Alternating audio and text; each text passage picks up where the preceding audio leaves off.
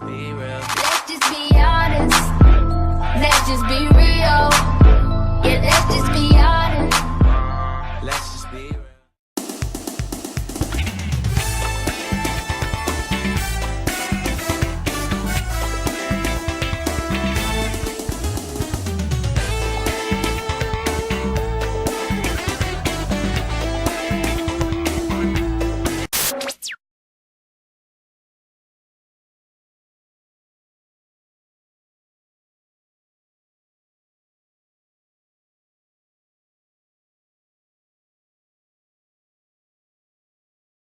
Je veux ma coke! Je veux ma coke!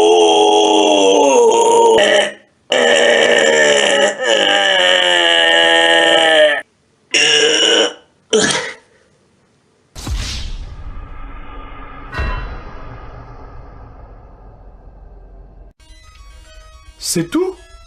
Je ne crois pas.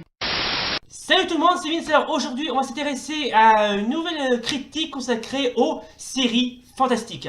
Alors, je sais pas si vous êtes des grands fans hardcore des séries fantastiques, mais j'espère que l'un d'entre vous est fan de séries fantastiques. Et ça tombe bien, moi aussi, il m'arrive parfois d'aimer les séries fantastiques.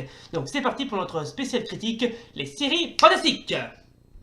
Ça promet d'être amusant. Les séries fantastiques, c'est quand même, ça date pas d'hier, puisque les premières séries fantastiques sont apparues aux États-Unis au milieu des années 60, notamment avec la série, comment elle s'appelle déjà? Ah oui, la quatrième dimension, qui pour moi est une série mais vraiment, vraiment bien, je vous conseille de la regarder. D'ailleurs, il existe encore quelques épisodes, notamment enfin, c'est beau de la regarder en streaming. Franchement, cette série, elle est vachement bien, elle est bien filmée, et les acteurs qui ont joué à l'époque, bon, je ne sais pas comment ils sont exactement, mais franchement, ils jouent bien leur rôle de comment dirais-je, à la fois entre acteurs et spectateurs à la fois. Franchement, cette série a tous les atouts pour être une série fantastique comme on n'en fait plus.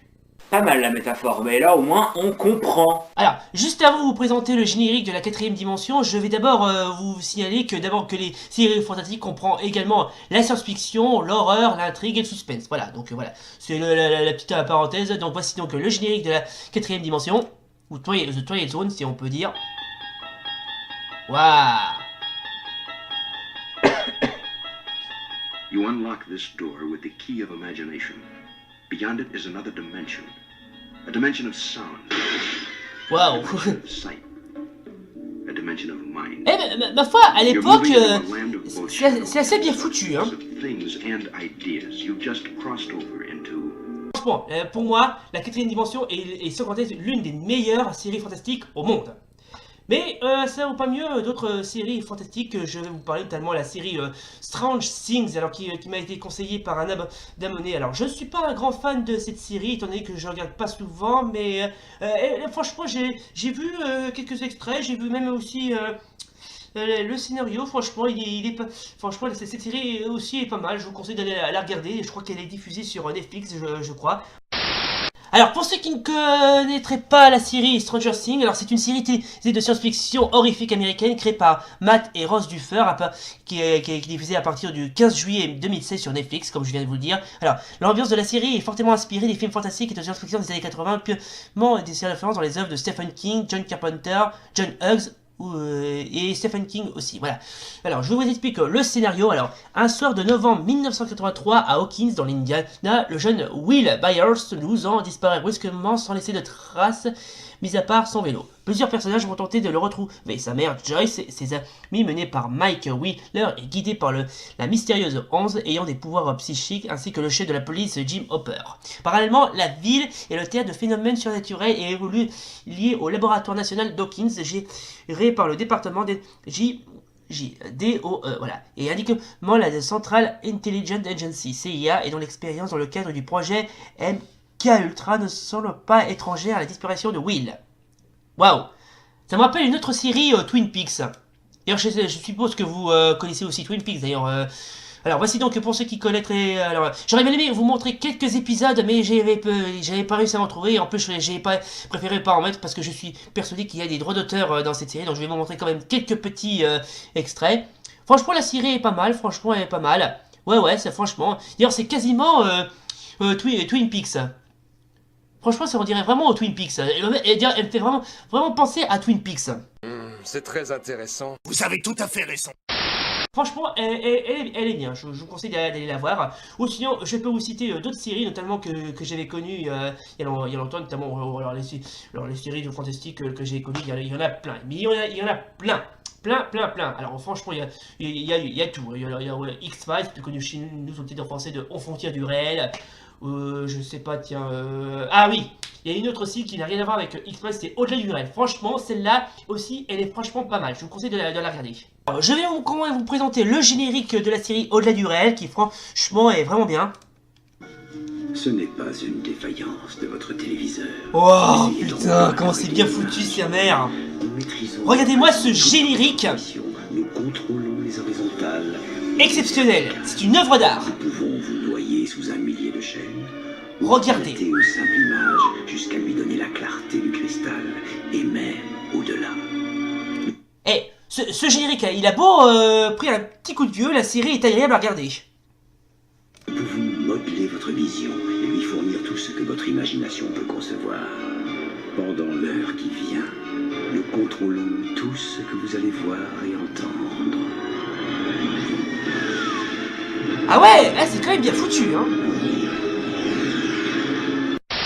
Pour ceux qui connaîtraient pas cette série, alors je vous conseille d'aller la regarder. Alors bien sûr, vous pouvez les trouver sans difficulté sur YouTube. Il suffit que vous mettez Au-delà du réel et vous mettez les épisodes. Donc il y en a tout, hein. Ouais, j'ai presque envie de faire une rétrospective là-dessus, tiens. Mais les épisodes sont assez bien foutus, hein. Vraiment bien foutus, hein. Alors, sinon, je peux vous parler d'une autre série. Alors, je ne sais pas si certains d'entre vous l'ont certainement connue avant, mais franchement, elle aussi, elle était vraiment pas mal. Elle était diffusée à l'époque de la 5, c'était Le Voyageur.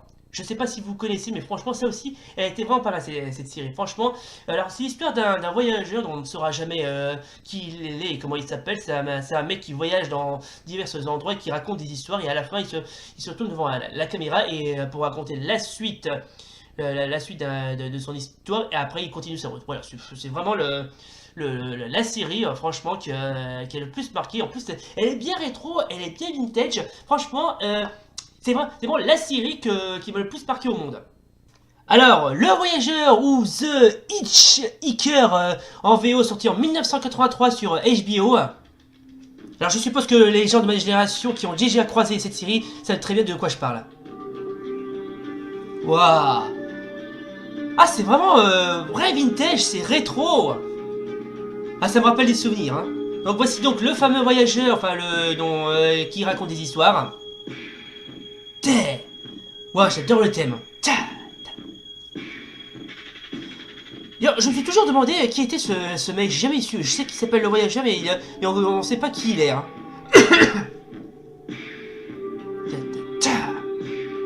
Eh, j'adore le générique en arrière-plan. Franchement, je le trouve stylé. Non, franchement, je vous conseille d'aller voir cette série pour ceux qui ne connaissent pas bien. Bon, les épisodes sont introuvables sur YouTube, mais par contre, vous pourrez les voir sur Dailymotion. Hein.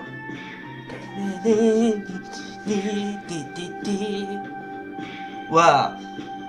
Et bien évidemment, il y a une autre série que j'aimerais bien vous parler. Alors celle-là, franchement, je l'adore celle-là. Celle-là, c'est l'une de mes préférées. Il s'agit de La Malédiction du Loup-Garou ou Werewolf en VO. Alors franchement, celle-là, bon, c'est pas vraiment une... Je sais pas si on peut la classer parmi entre série fantastique ou série d'horreur, ou série fantastique et horreur. Enfin, franchement, elle est bien cette série. C'est l'histoire d'un mec qui s'appelle Eric qui se fait attaquer par un loup-garou qui était en fait son pote qui était transformé en loup-garou. Et depuis, il se transforme en loup-garou. Et il va essayer de tous les moyens de se retirer de cette malédiction qui malencontreusement le taraude. Et il va se faire beaucoup d'ennemis, notamment un qui s'appelle Kovacs, qui est un méchant qui se transforme aussi en loup-garou, et il va aussi se faire poursuivre par un chasseur, par une sorte de chasseur de primes qui fait aussi... Enfin, ça, oui, une espèce de chasseur qui chasse du gros gibier, franchement. C'est bref, en gros, cette série est vraiment un sacré cocktail. Je vous conseille d'aller la regarder. Alors, pour ceux qui ne connaîtraient pas la série Werewolf, la malédiction du loup-garou, je vais vous présenter quelques petits extraits. La série est un petit peu mal dit, mais franchement, elle est assez agréable à regarder. Donc, voici le fameux Eric, donc, qui est sous l'emprise de la malédiction du loup-garou, puisqu'il se transforme.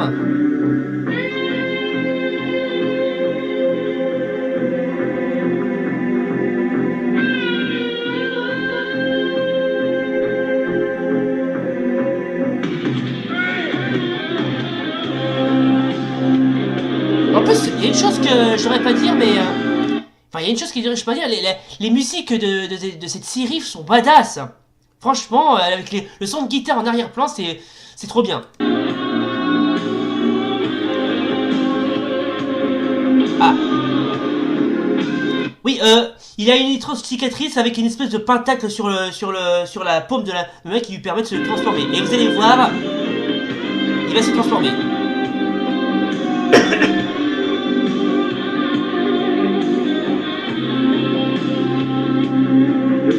Been here for the kill that night, boy.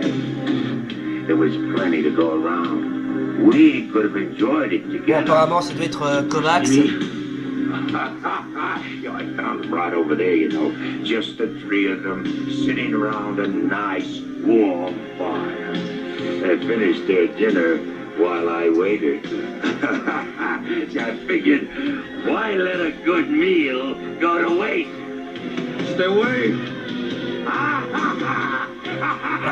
Là, il va se transformer. Ah, lui aussi d'ailleurs. Yeah. Là, vous allez voir, les transformations sont badass.